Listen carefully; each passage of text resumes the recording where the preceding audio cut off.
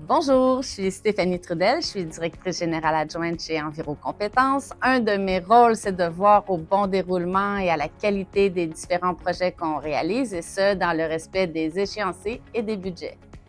Alors, on parle ici d'une étude de besoins de main-d'œuvre du sous-secteur du traitement de l'air intérieur. On avait 7 métiers à l'étude, dont le technicien en assainissement de systèmes de ventilation.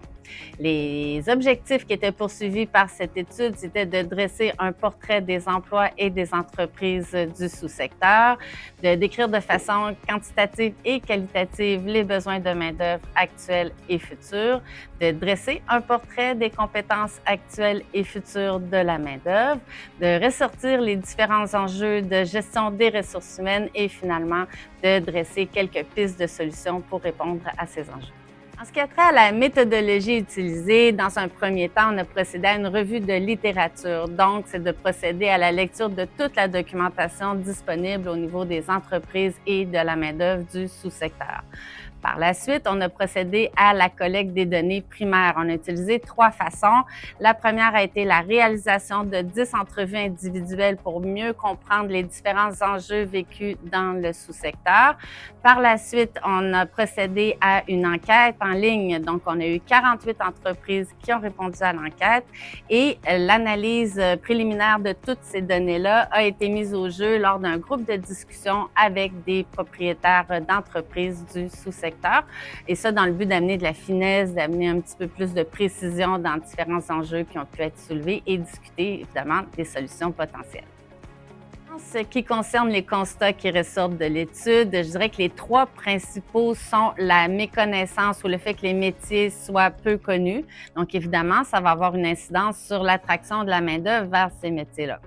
Ensuite de ça, on a l'offre de formation initiale qui est en décalage avec les besoins du marché du travail. En fait, il n'y a aucune formation diplômante qui permet d'apprendre l'ensemble des tâches à réaliser dans le cadre de ces métiers-là. D'ailleurs, ça fait plusieurs années que les entreprises du secteur se mobilisent parce qu'elles aimeraient beaucoup avoir de la formation diplômante, que ce soit un tronc commun pour les techniciens en assainissement de systèmes de ventilation et les techniciens en équilibrage de systèmes de ventilation. Et le dernier constat est l'inadéquation entre la formation continue et les besoins du marché du travail. En fait, on trouve que l'offre n'est pas assez variée, est insuffisante et puis elle est inégale.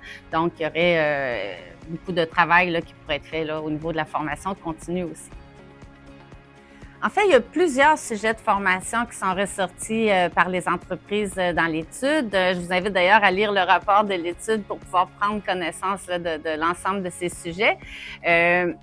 Pour moi, ce qui est important de vous dire aujourd'hui, c'est que les entreprises, ce qu'elles recherchent, c'est des formations, c'est une certaine flexibilité dans les formations. Donc, on a besoin de formations courtes, de formations pratiques. On a un intérêt pour les formations hybrides.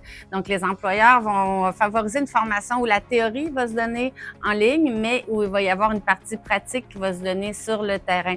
Donc, on cherche vraiment des formations plus courtes, plus pratiques, qui vont facilement s'intégrer là, à nos semaines de travail.